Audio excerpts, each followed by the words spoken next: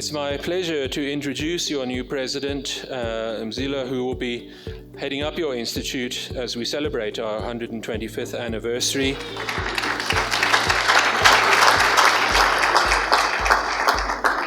It's an honor and a pleasure to have my family here with me this evening. And I think, as I wrote in the CV, that never in the past 25 years did I ever imagine I would have the honor of being a president.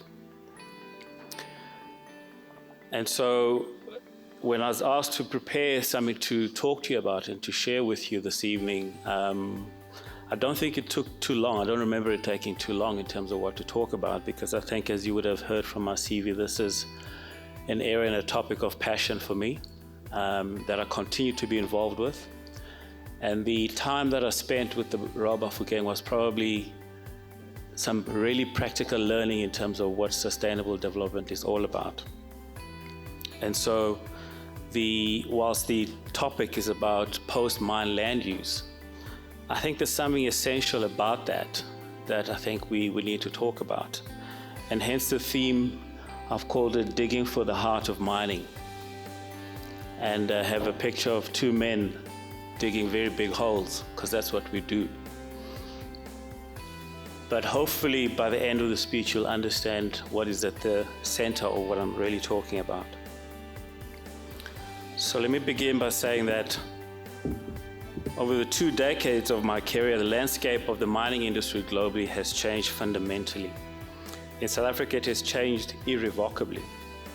As industry professionals and leaders, it is incumbent on us not only to salvage what remains of our sector, but to grow it from what it is now, which is a low base relative to the size and the international profile of the industry on the country's transformation of democracy in 1994. As an industry, and by implication, as an institute, we have to think very carefully and very creatively as to where and how we take the sector from here to the future. But I think, in my view, more importantly, is how the sector will take people from here to the future, given its predefined and at times short duration. I'll start my address with mineral succession planning as the topic, but I'll end with something very different from the starting point. As a matter of fact, that is actually the essence and at the center of this address this evening. That we have started with the development of a mine for mineral exploration and exploitation, but it is not, and it really should not be, that we have to end at the same place where we started. And if that is so, well, what are we going to end up with after such a vastly mined landscape? Where will we end up? All I can say for now is that the possibilities are only limited by really three things. The first one is our own vision or imagination. The second one, a dose of courage and boldness. And the third one, that willingness to act on behalf of others rather than on our own behalf. When I was growing up as a mining engineer in the goldfields of the Witwatersrand, of which I see there are many former representatives of that region here this evening, my senior managers used to say that mining is a people business, and I don't know how many of the students sitting on the right still hear that today. But I've always wondered what that means, and perhaps some of my thoughts in terms of what that meant is that I guess it could be any one of those pictures on that slide. But which people are we really referring to? And this is a pertinent question in South Africa today. Is it the workers, because there's so many of them? Is it about those who are outside the mine and having expectations of some benefit from the mine? But is it not obvious that mining is a people business? Both those who are working within it and those who are looking towards it. In fact, which business is not a people business, you may ask? If mining was a people business, how would and how should it really have been treating its people?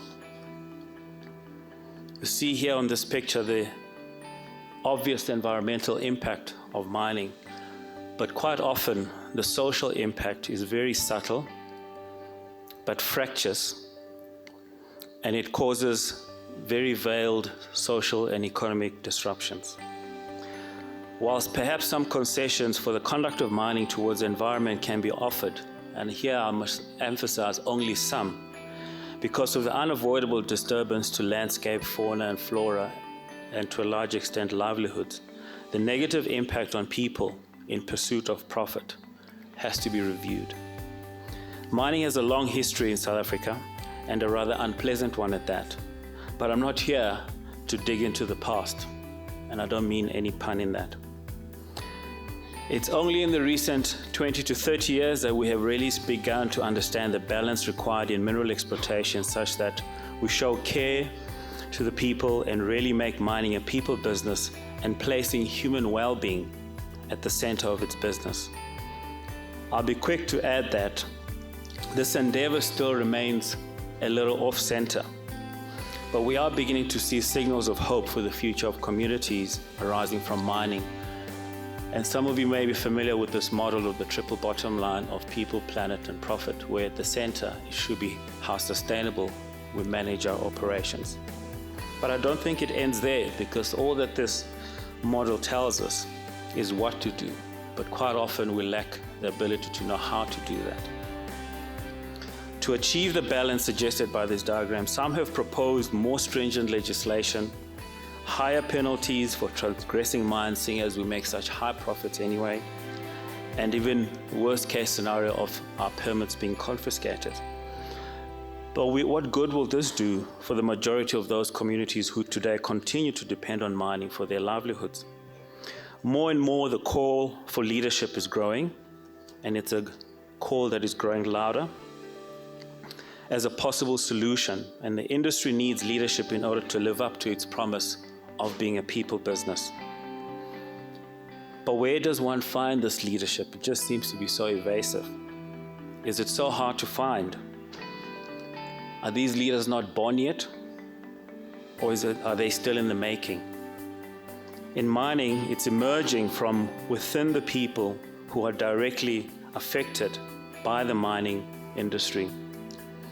It is leadership with the heart and the mindset to understand that a mine is part of the social system and that profit must be pursued with due consideration for the well-being of people by balancing people's needs and what is sourced from the nature, and the profits of the mine should also yield benefit for the community. And what I'm trying to show with this diagram is that whilst we may understand the required balance of the triple bottom line and think that leadership continues to be evasive, it actually comes from amongst us. Leaders do not come from outer space.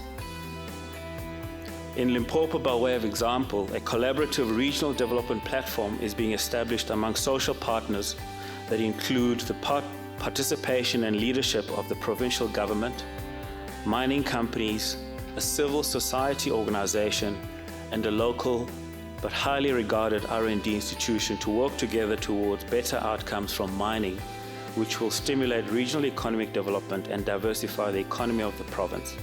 It's certainly an exciting venture to be involved with and something to look forward to. But this is no easy task, and particularly a task that requires that we act outside the norm and comfort of what we have become used to for the past 125 years. Which we mark today. And given the socio-economic challenges of South Africa, this becomes an imperative that we begin to realize the change that is needed. But it is a task that is achievable, but it requires that we have leaders with a vision. What you're seeing now is typical of most open cast mining, and most of us will be familiar with it either by way of having worked there, having done some vac work, or being exposed in some form or another. And I guess the worst experience would be to have lived near them.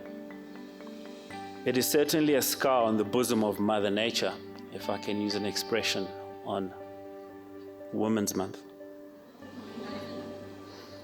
But I think also to convey this message of how nature and the planet is nurturing on us.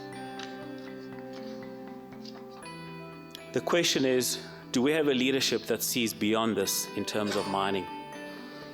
What are the possibilities Do we have to leave mining operations in this condition? Do any of us have an image of what post-mining activity could be and the economic succession long after the mining economic returns have filled our bellies? This is a picture, and you will not believe what will follow afterwards, of what used to be a limestone mine in British Columbia. It is now referred to as the Sunken Gardens, otherwise known as Butchered Gardens. And you can Google it, and I don't know how many people may have actually been there. I don't know, by show of hands, anyone who's been to Butchered. There's a mining engineer who's been there, 2 mining engineers at the back who've been to Butchered Gardens. But I think this is a demonstration of the challenge and the opportunities that lie ahead of it for us as mining engineers. We often don't think, as we design mines, what could be when we're finished designing the mines. This has become one of the top tourist destinations. And if you're a keen gardener like I am, and if I recall, Dave Hodgson is also a keen gardener, this is one of many gardens you'll have the pleasure to visit. And you cannot believe that what was once an open pit mine mining cement has now become one of the best tourist destinations. This is just an illustration of the possibilities of post-mine land use. What are some of the others? Well, typically you would think of agriculture, and naturally so, because originally you would have acquired agricultural land in order to access the resource under the ground. But there are many other opportunities, such as development of energy, storage, and it could be storage of water. These are huge pits that I've showed. And where there are underground mines, you may all know of a company called Metrofile, which stores a lot of our old documents, just in case you need it again. And obviously, multi-purpose facilities for industrial and leisure. And one other example that I can share with you, in Cornwall in the UK, I think this is referred to as the Eden Project. This is what it was at the end of the mine. And today, this is what it looks like. A science center, very similar to numerous others that have been developed, and I believe in Germany there's something similar that has been developed. And it's something that requires collaboration. It's not something that industry alone can do. And I think as industry, it's not something we should expect government alone to do. But as I mentioned before, it is a collaboration that is required amongst all of us as social players. I guess this is the other possible use, a concert. And I think the audience to my right can identify with that. But it is a multi-purpose center for learning and for leisure. And as I said before, we're only limited by our vision and courage. So what is the relevance of this to the Institute? Well, over the last 8 years, the Institute has pivoted from its purely technical focus and has been encouraging papers and discussions on matters relating to environment, social license, and policy. And these discussions, in my view, have been very complementary to our primary mandate of a technical discourse. One of the areas that has attracted increasing attention is that of the post-mining landscape that includes not only physical rehabilitation of the damage created by mining, but attention to the social impacts as well of mine closure on mining-affected communities.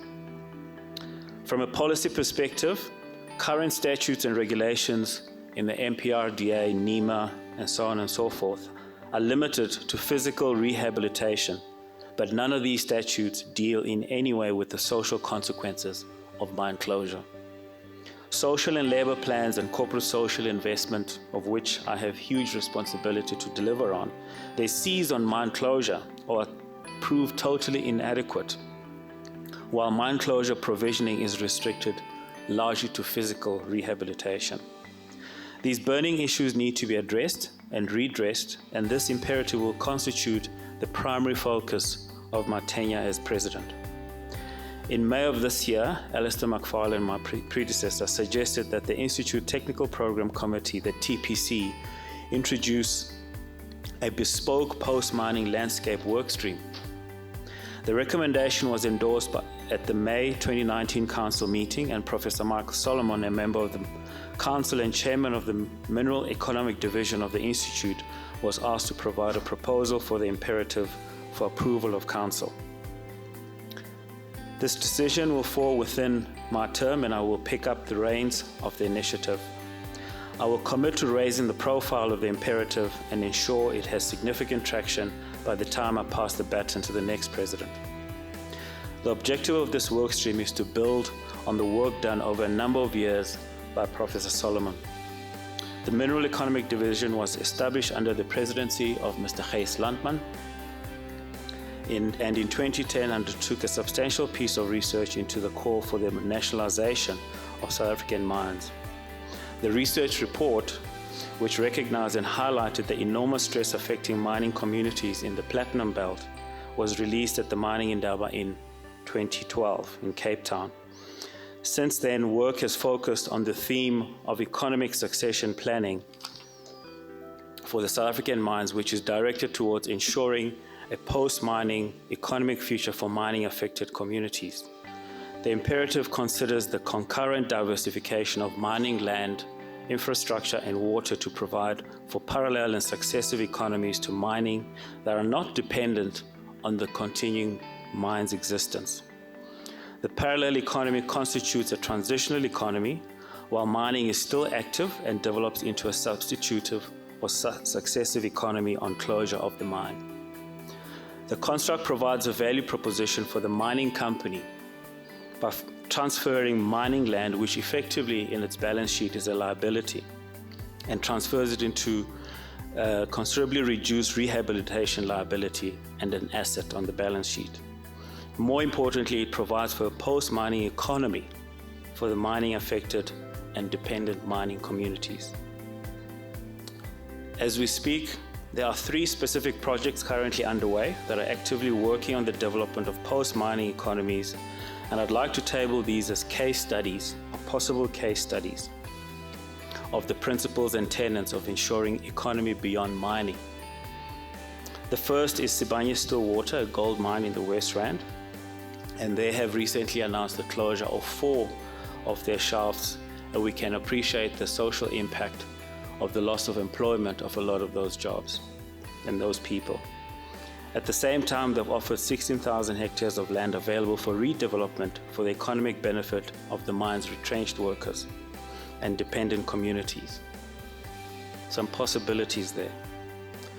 The second project in the Platinum Belt in the Western Limb, where integrated post-mining economic project is underway as well, and there it's a 30 to 40 year life of mine, and as a result it has sufficient time ahead of it to be able to diversify its land and infrastructure for agriculture and tourism and ensure that these alternative economies have traction and a sustainable mine closure. A third example that I have to quote comes from Exxaro Resources itself, where we're developing and in the process of completing the development and establishment of a large open cast coal mining project in an environmentally sensitive area. And it's a project which you may not know, alongside it actually operates a cherry farm for export. By creatively developing economic succession planning principles in the actual design of the mine, and I think this is an important aspect to emphasize on that, it is something that is required at the beginning of the design of the mine, not even the building of the mine. The sustainable economic viability of the project's affected communities is ensured by using mining as the catalyst for other forms of economy.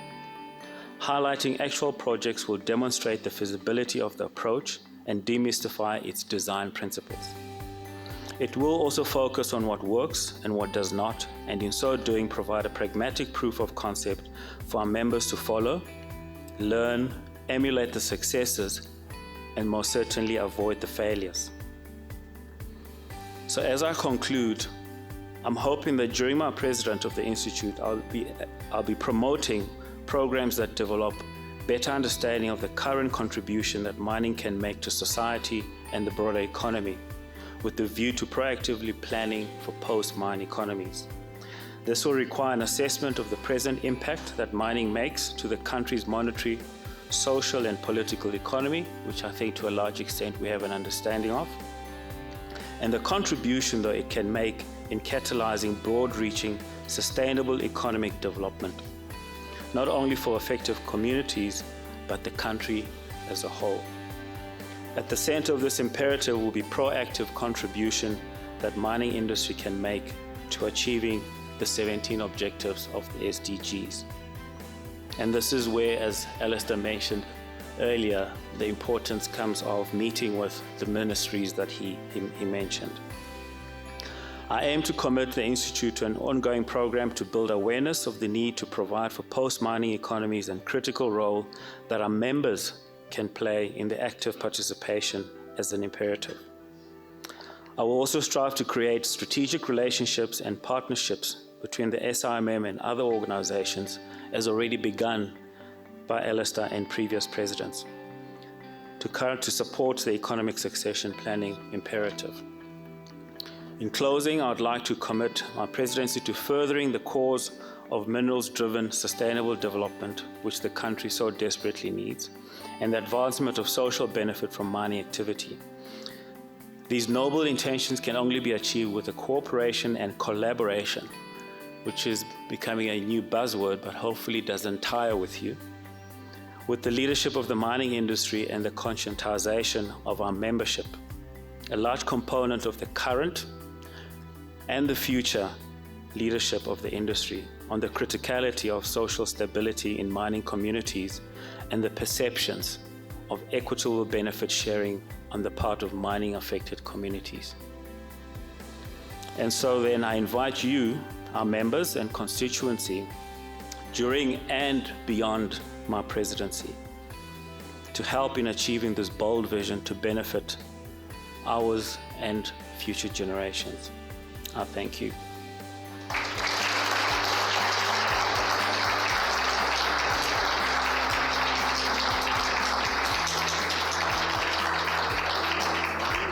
So before I sit down, I just want to thank a few people. I stand here in front of you blessed, firstly from the sacrifices and encouragement that I've received from my parents, Jimmy no Betha,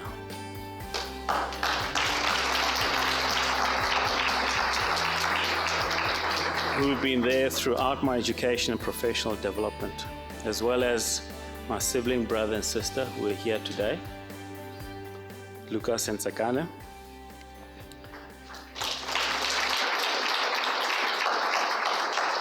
Secondly, from the continuing support and love from my wife, Undawam.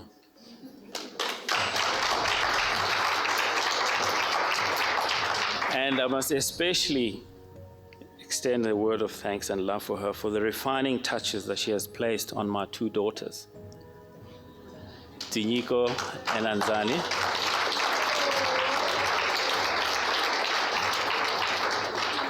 And in putting together this paper, it's not something that I did by myself. As I said, collaboration is the new buzzword. The assistance that I've received from Mike Solomon from UCT, but also Professor Frank Vinder from Northwest University, amongst institutions that are doing a lot of work in terms of this concept of post-mining land use. And lastly, to you, the members, for your confidence in me in electing me as your president. I look forward to serving you and to working with you. Thank you very much.